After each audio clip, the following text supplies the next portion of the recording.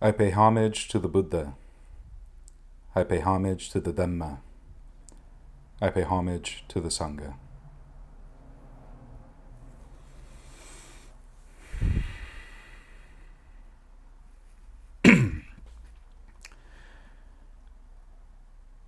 So recently I was reading a sutta out of the Anguttara Nikaya.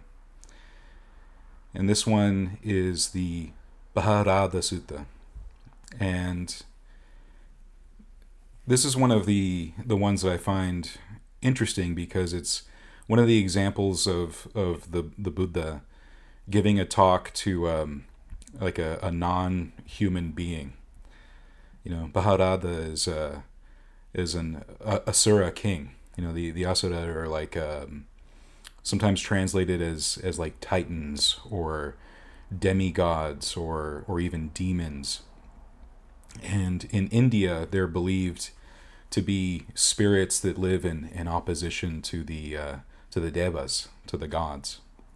And so there are various ways that they work out in various religions and philosophies in India. But in Buddhism, asuras are just like human beings in that some are good, some are bad, and some are more neutral. But in any case, just like the devas would come to the Buddha and ask for guidance or teachings or just conversation, the asuras would do the same, including the asura kings. And so in this sutta, Bharata comes to the Buddha, and it's actually the Buddha that at first has a question. He asks Bharata if the asuras enjoy the ocean, enjoy the sea.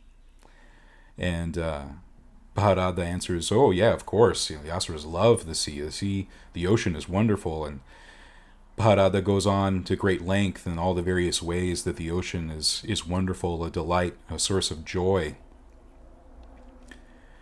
And then Bharata turns to the Buddha and asks a similar question, but instead about the Dhamma, about the Vinaya.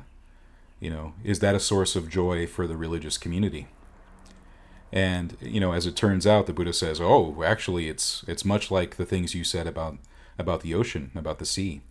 And the Buddha then goes on explaining the 8 ways that the Dhamma and the Vinaya is a source of joy for the religious community. And there are 2 examples that I especially like, and one is quite popular.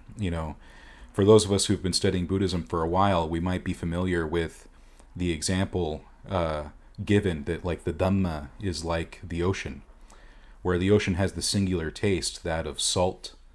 The Dhamma has a singular taste, and that is of a release, of freedom, of extinguishment, of nibbana. And there's also another example that follows right after that, where the Buddha says that, just like the ocean is filled with treasures, he gives an example of like all the various precious and semi-precious stones, pearls, shells, all sorts of things that might come from the sea that are quite beautiful to us, those that we give value to, are in the ocean. In the same way, the Dhamma has its treasures. Specifically, the Buddha talks about what are sometimes called the wings to awakening. There are 37 qualities or 37 traits that we're practicing and developing, skills we're developing in the path as Buddhists, beginning with the 4 establishings of mindfulness down to the Eightfold Path. And I really like that example of thinking of those things as treasures. I think about how popular mindfulness is now and how it becomes this big thing that's passed around in kind of a cheap way. But what if we were to think about mindfulness and establishing mindfulness as a treasure, and this Eightfold Path that we're developing, as a treasure, as something of great value, as a source of wealth. And I like thinking of those things as wealth because they prove to be the kind of wealth that actually matters, the kind of wealth that has true staying power for those of us developing this path within us. Because unlike the kind of wealth that exists out in the in the regular world, the kind of mundane world. The wealth that kind of comes and goes and seems to go to some people and not others, and there are those lacking and those that seem to have perhaps too much, and so on. The wealth that we get to develop and cultivate as Buddhists is wealth that is dependent on us and our own efforts, and stays with us and can't be taken away by anyone else. Can't be given by anyone else either. That the things we're developing in the Eightfold Path, and the things that we develop in terms of mindfulness and effort, in terms of skill and faculties and strengths and so on, are all things that we are doing, things that we can rely on. And they're wealth in the truest sense, and that they are resources for us that are there in our time of need, absolutely when we need them most. And I was thinking about that especially these days in terms of the establishings of mindfulness. Being mindful, having mindfulness immersed in the body, having mindfulness immersed in feeling, mindfulness immersed in the mind, and mindfulness immersed in mental objects or dhammas. That was especially useful for me recently because, a couple weeks ago, I ended up contracting COVID, and I got quite sick. And this happened at a bit of an inopportune time in my life. I had just graduated with my Master of Divinity, and so I had been off celebrating, and perhaps I had started to see more people and things like that. And who's to say exactly how I got it, because it can exist in the body for quite a while before it presents itself with symptoms. And I have to say that it was actually quite tough for me, because I had never been sick like this before in my life. And that way I suppose I've been quite lucky, but also the way this virus worked through my body was very different from what I had ever experienced before. Like anyone else in the world, I've had a cold or the flu before, and I've had my exposure to like having fevers and chills and body aches, and I had all of that. Initially the symptoms seemed to be very, very much like a cold, very much like a flu. I had my fever, and I was sitting on the couch and shivering and aching and getting hot as usual. And I even had, some of the other symptoms of COVID that show, a little later or quite suddenly, or however it works out. I lost my sense of smell and taste, which was strange. Usually when someone has a cold or a flu, it's kind of a temporary thing, and mostly because the nose is stuffy. But this was an absolute complete loss of smell and taste. It was very strange. But one of the symptoms of COVID that I hadn't experienced with any other kind of virus or any kind of sickness before was the shortness of breath. Now that's something that I ended up having quite strongly for a period of maybe 3-4 days. It's hard to keep track because all the days started blurring together. Now that shortness of breath ended up feeling like something quite different, quite strange, because it wasn't due to a stuffy nose. It felt like, the lungs themselves. I would try to take a full breath, and it felt very constricted and tight in my lungs. And I would try to breathe through my mouth and take big gulps of air, and it wouldn't quite work. And it got so bad that during that 3 to 4 day period, I was unable to sleep, because every time I tried to sleep, it felt like I was drowning.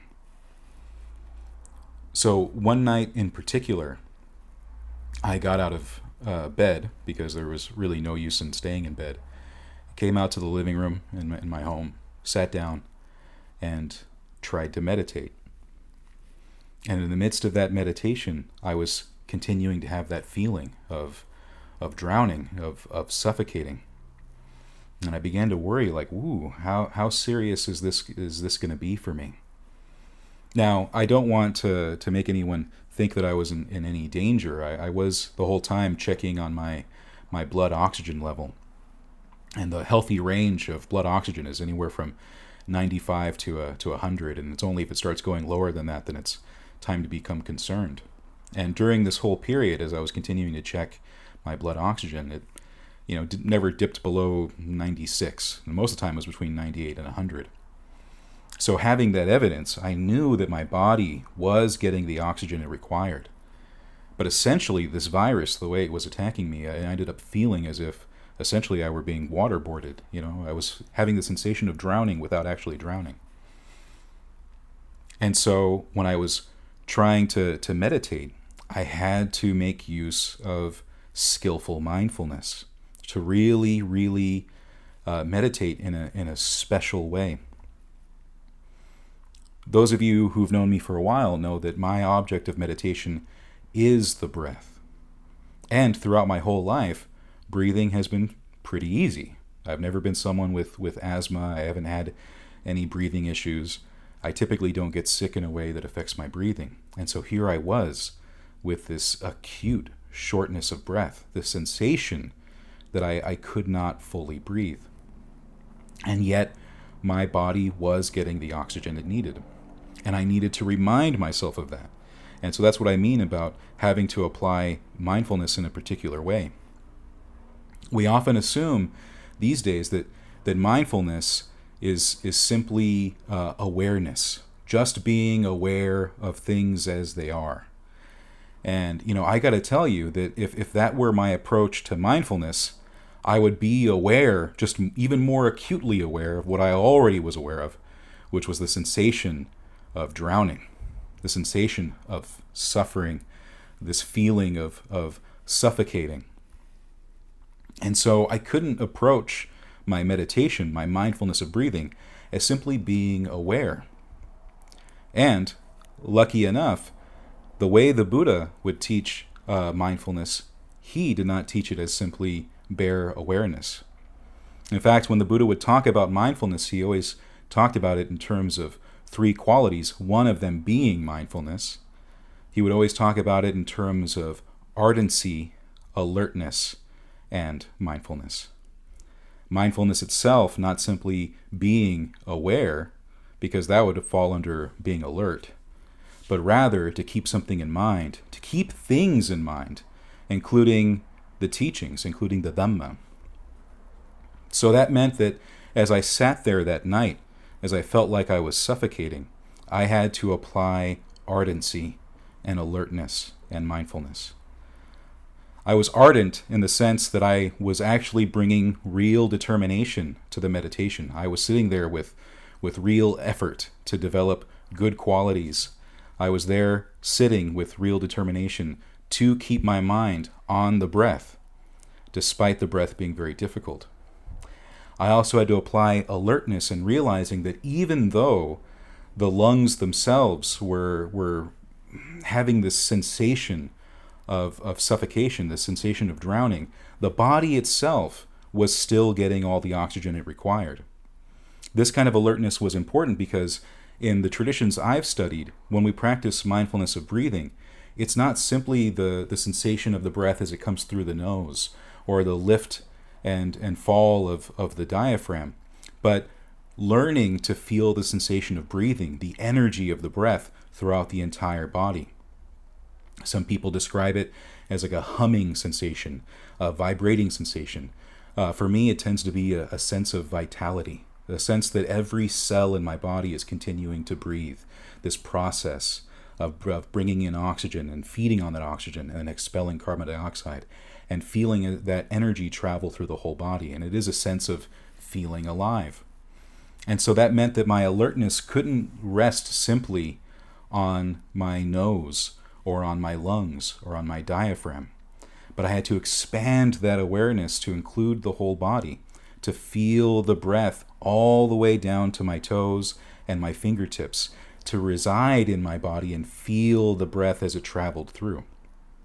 And so that became a special way that I was applying ardency, alertness, and mindfulness. Beyond that, we can think of these establishings of mindfulness that the Buddha considers to be a treasure, something that is of real worth and value.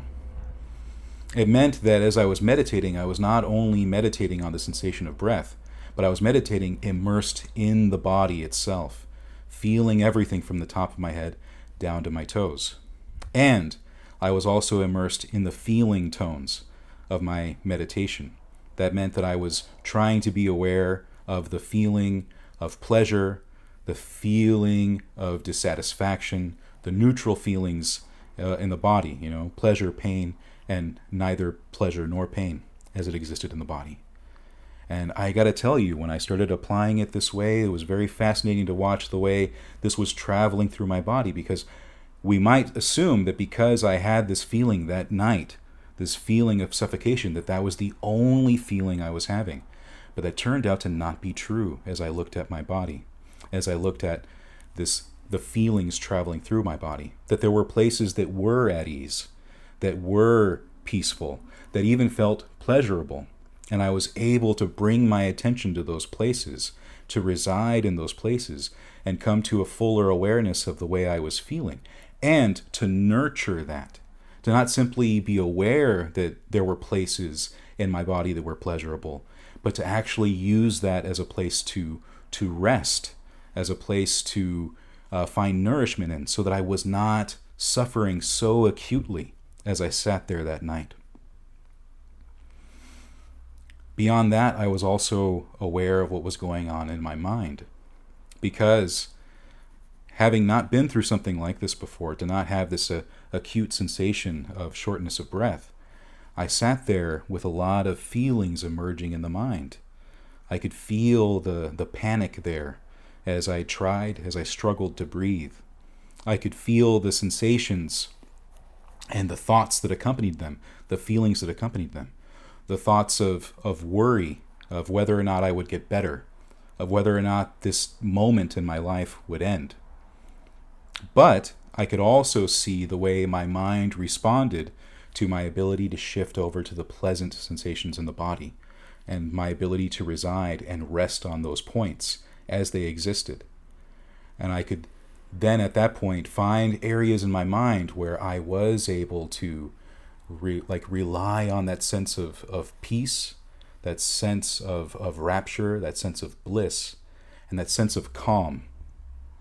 One of the reasons why we meditate is to have a calm center, to have that calm center that can exist for us as we go through something very difficult, as we struggle through something very dangerous and scary, even if it's just the perception, the feeling of something scary, even though we might still be quite okay. Because as I said, I'd been continuing to check on my blood oxygen, and I was breathing. I simply was lacking the sensation. Now, I got to be honest, the situation wasn't helped much by the lack of sense of smell and the way that my nerves had been attacked. My face also felt really numb, so I couldn't even feel air as it moved through my nose or my mouth. And to top it off, my wife had put a simmering pot on to help us with the humidity in the apartment to try to open up our sinuses. What that had done, though, was created an outside temperature and kind of sensation that just seemed to match the body itself. So it actually, for me, made me feel even less like I was breathing. So it was a funny thing to sit as a meditator that meditates on the breath, and to not only have the feeling of shortness of breath, but even when breathing, to feel as if there was no breath. So again, to reiterate, that's why it was so important to sit immersed in the body, to sit immersed in feeling, to sit immersed in the mind, because I could see more clearly what was going on and utilize what was happening and make it useful, make it skillful, so that I could have that calm center that I was relying on, existing in.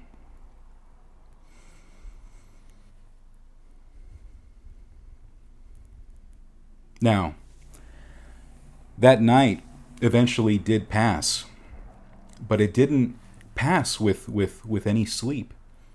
Even though I was able to utilize mindfulness in terms of ardency and alertness and mindfulness itself, and I was able to rely on the four establishings of being immersed in the body and feeling the mind, mental objects, that doesn't mean that my symptoms disappeared.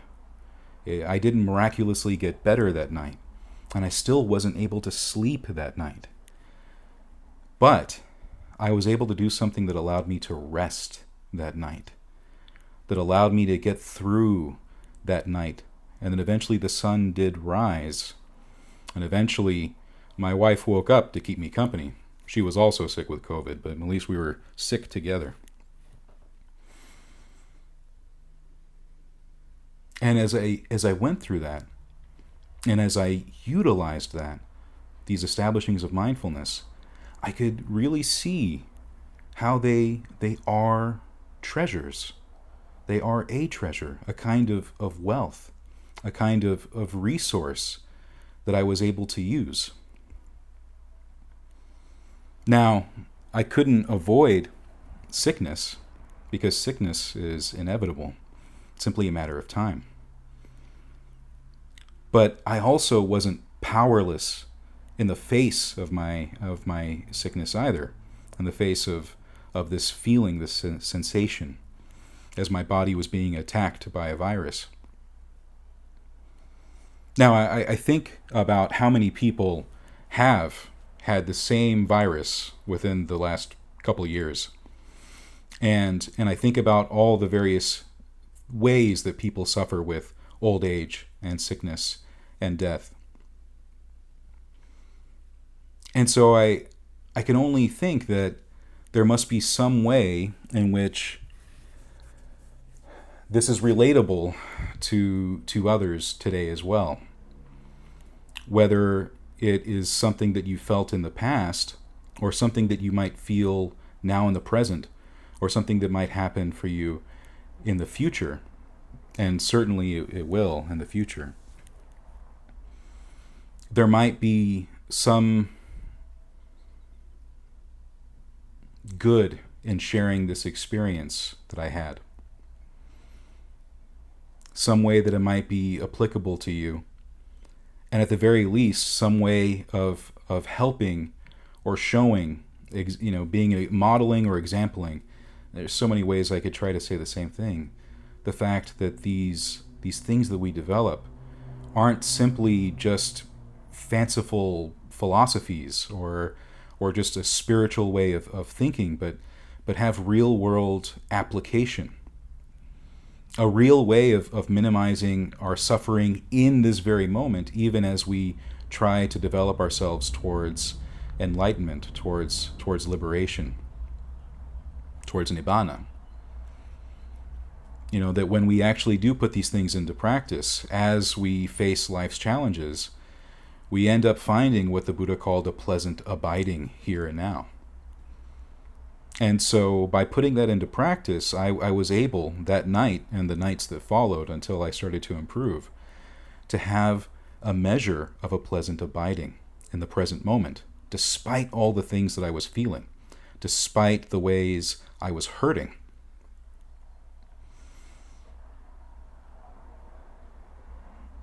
And of course, I'm using mindfulness as an example, but it's true of the entirety of the path, to think of them in terms of being treasures, in terms of being wealth. Even as we look at the Eightfold Path, we could see how the views that we hold as Buddhists can be treasures, can be wealth. We can think of the resolves that we have, the determinations we have as we approach the path. We can think of the way we speak and the way we act, our very livelihood. And then, of course, we can think about the ways we meditate, the way we cultivate mentally, the way we develop, practice bhavana. These things that we develop inside ourselves. As we approach even the Brahma Viharas, looking at, goodwill and compassion and, empathetic joy and equanimity. All of these things are treasures that we have buried inside us. When we think about a treasure on its own has no value. If we think about some kind of pirate's treasure, existing in some chest somewhere, if it's off buried in the sand or deep in a cave or at the bottom of the ocean, it serves no purpose. It has no value. The value is in uncovering it and discovering it and bringing it out to the surface and utilizing it, putting it to use. So all these things that we develop, all these things that we cultivate within ourselves, exist in ourselves as potentials, as possibilities. And when we actually put them to use, when we bring them up to the surface and bring them out and extend them outward, God, what treasure we're sharing with others, what treasure and wealth we're sharing and using for ourselves. And we can see how this path we're developing is for our benefit, but also the benefit of others. So my example of this very dark night that I went through was one where I was able to uncover some measure of treasure. Maybe a couple gold coins, maybe a pearl, I don't know. But something worth sharing, and maybe in the sharing it becomes something that motivates and inspires you to look within yourselves and see what treasures might exist there, what wealth might be inside you, what resources exist within that can see you through the ups and downs of life, the uncertainty of it all. When we go through something really scary, and mileage may vary for all of us, but for me, this was scary. What gets us through? So I'm grateful to this path that I'm on, this path that I'm developing, that allowed me to get through it, that allows me to get through all the things that my life has been. And again, mileage may vary. You might look at my life and see it as pretty cozy, and maybe. But each one of us is trying just to get through all the things that the Buddha said that life is, this continuous wandering on that is samsara. It's not just old age, sickness, and death. Those are just the ones we focus on, but it's the very inconstancy of life itself as a source of happiness that is reliable. If we're too outwardly focused or outwardly focused at all, really, we end up finding sources of happiness that don't last, that aren't reliable. So I was on that night able to find something I could rely on, which wasn't the medication I was taking, although that did help, and it wasn't reading articles on WebMD or anything else online. That didn't really help either. I could have read more suttas and done a lot of other things in terms of study, and that is always helpful. But what was most helpful was actually putting it all into practice, putting these treasures to use, these resources to use.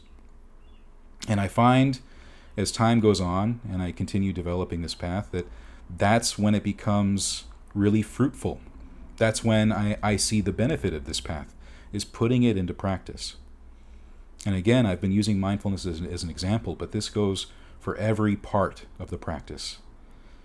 For us in the West, we might also need to look at the precepts as a kind of treasure, a kind of resource, a kind of wealth that when applied, when really put into practice, ends up being a gift that we give ourselves and a gift we give others.